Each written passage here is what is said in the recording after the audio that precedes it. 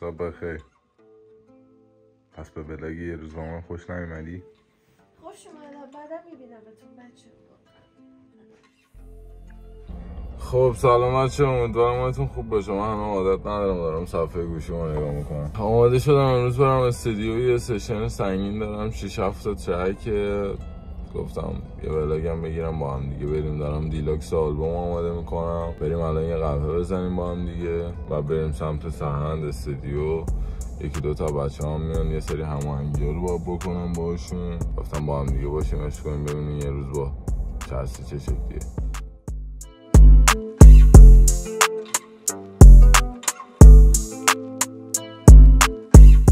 یه قهوه بگیری بیاد شوت کنیم سمت استودیو. با سن صحبت کردم، الان زنگ زدم بهش بریم که رسیده استودیو و دیر کردیم.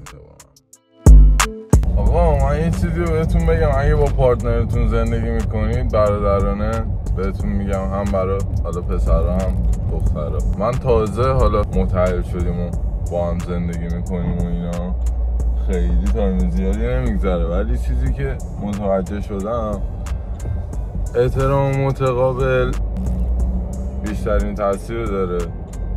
بحث کردیم، جنگ و جدل داشتیم و تونم من همیشه عصبی خیلی سخته با هم کنار اومدم، خیلی با هم کنار اومده. داشتم الان خونه میومدم بیرون یه ذره با وایب بد اومدم بیرون، بعد خدافظی نکردم و اینا. وقتی اینجوری میام بیرون انتظارم نباید داشته باشم وقتی دارم برمیگردم خونه بیاد پارتنرم جلوم و بهم با یه وایب خوب وارد خونه بشم.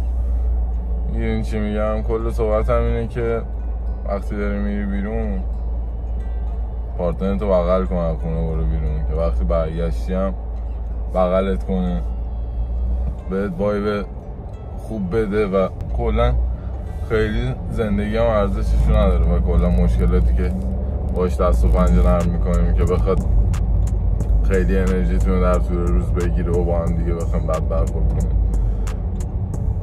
من چیزی تهش ندیدم تو این چند وقتی که داریم مشترک زندگی میکنیم. پس شما به نظرم از تجربه داداشتون استفاده کنیم به عنوان داداش کوچیک‌تر و اینجوری پیش برید، شاید رابطتون شیرین تر شه. من خیلی الان تو رابطه هم احترام میبینم، هم احترام میذارم، هم از طرف پریا هم از طرف خانواده‌اش هم احترام میذارم بهم. هم خب این قضیه باعث میشه که منم احترام متقابل بذارم و کلا شرایط کاری منم یه جوریه که سخته با من و همسال من کنار اومدن. شایدم من خودم جدا از کارم آدم انیم، واقعا آدم خیلی بدیم، بد برخوردم، بد اخلاقم. بچه‌ای که میدونم من میشم جدا از یه سری پوینت های مثبت دادم، همیشه یه سری پوینت های منفی هم داره دیگه، نمیشه همیشه یه آدم کامل باشه. برای همین آره خلاصه که از در خونه وقتی میری بیرون با وایب خوب سعی کن بری بیرون که وقتی برمیگردی خونه هم اگه خستگی و اعصاب خوردی کار روته، وقتی در ورودی رو برات باز میکنه منتظرت باشه دم در رو باز نکنه بره برای خودش. و کلا هم به عنوان یه مرد همیشه اگه وارد خونه میشی، چه با خانواده زندگی میکنی چه با پارتنرت، همیشه سعی کن چیزایی که مربوط به کاره رو بذاری پشت در بیای تو خونه. چه میگم چه با خانواده چه با پارتنر فرقی نداره، تو موظفی که کارهای مربوط به کار تو پشت در خونه بذاری، چون همه اونا مربوط به بیرون از خونه است نه توی خونه، و خانواده‌ات نیازی نیست که شریک بشن تو اعصاب خوردی تو و چیزی نیست به جز فکر کردن و انرژی منفی پخش کردن توی خانواده. میگیری چی میگم، یعنی اونقدر ارزشش هم نداره. کلا خیلی هم فکر زدم. بریم تورای استودیویم الان، من نمو ریزیز قهوه‌مو بخورم به حواسم پرت صحبت و اینا میشه، آدم فکر کردم اصلا سرندم منتظر نیم ساعتی هست رسیده استودیو. آقا من یه نقدی هم بکنم راستی از کارخونه ایران خودرو. یزید این همه داری پول میگیری، یه دونه جای لیوان بذاری اینجا، ما میخوایم کافی بخوریم هیچی جای لیوان نیست، اصلا نه آب میخوام بخورم، به جا بذارین اینجا حواسم پرت نشه تو در بخوام برم دنبال آب بگردم. بعد تو در کیف میذاره آدم، نمیدونم اتکلونی چیزی میذاری اینجا یه جایی بذاری یه دستی گذاشتی اندازه دست خر یزید من اینو کوتاه‌ترش کن بذار دیگه یه دونه جا لیوانی دیگه. کنسول گذاشتی اینقدر بزرگ بعد جا لیوانی نداری. ازم میپرسه کشمو نداری؟ کشمو برای این کله. بیا اینجا کشمو برای این کله. برای این کله. خب اومدیم به بهشت چرسی. میخوام فایل ها رو بفرستم، بیت ها رو بفرستم رو سیستم. اوه مانیتور جدید، مانیتور جدید داداش. هر سری میام یه چی داره اضافه میکنه این یزید.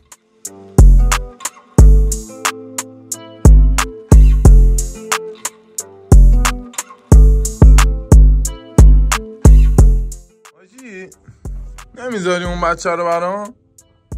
اونو بذار تو رو خدا. باش پیریامپو خاموش کن. ولی این بچه رو یزید عاشق نوعی منم من. پدر پسر روح القدس. پدر پسر روح القدس. این واقعا یکی از آدماییه که من سلیقه‌شو توی این که میشینه همه چیو برای خودش آلبومی جمع میکنه خیلی عالیه. مثلا نگاه کن چند تا میکروفونه.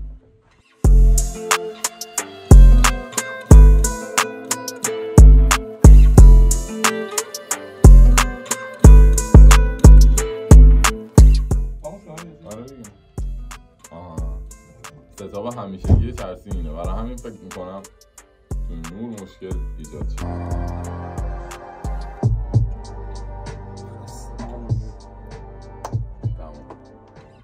دقیقا گفتم اینقدر تیشرت کسشر دارم من. چقدر باحال اتفاقا. نه دیدی یه دونه تیشرت داره اینجا ببخشید پشتم به شماست، یه دونه هم داره هدم نمیاد تو آزمایشگاه میپوشه، نشسته داره کار انجام میده تو ویدیو. بابا داری آزمایش، آقا برادر من داری آزمایشگاه میگیری حواست باید به پیریامپ باشه، میکروفون درست باشه، جاش درست، اندازه کمپرس بشه، هد بزنی اونجا. آخرش من خوش می‌خورم نگاه کن. ترک دوم با سجاد میخوایم رکورد بگیریم، احتمالا اسمش رد فلگ باشه.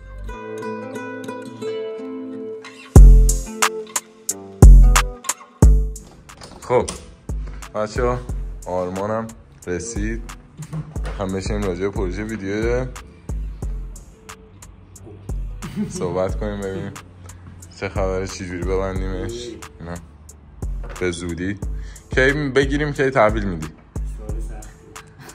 ببین میدونی که چجوری هم تو پروژه من یه ذره چاشم تونده. فردا بزنیم پس فردا بهم تحویل بده. قبوله؟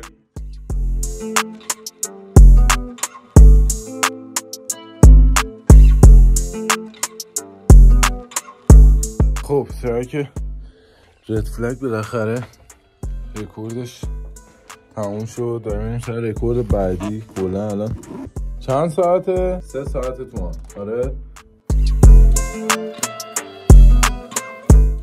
خب چیتونا رکورد سیشن دیلکس هم تموم شد، همه وکالا رو گرفتم بالاخره.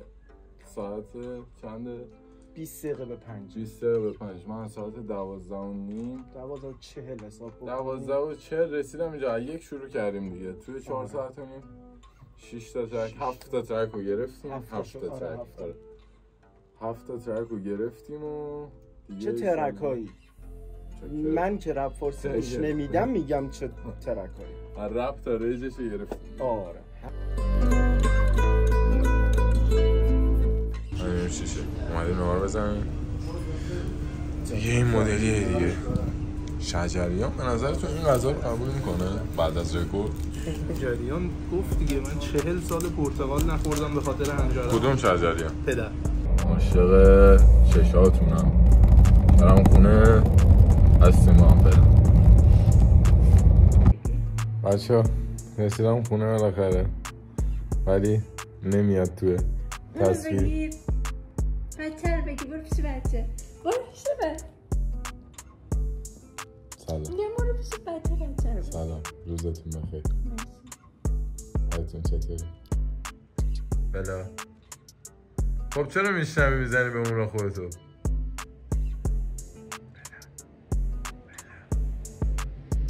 بلا.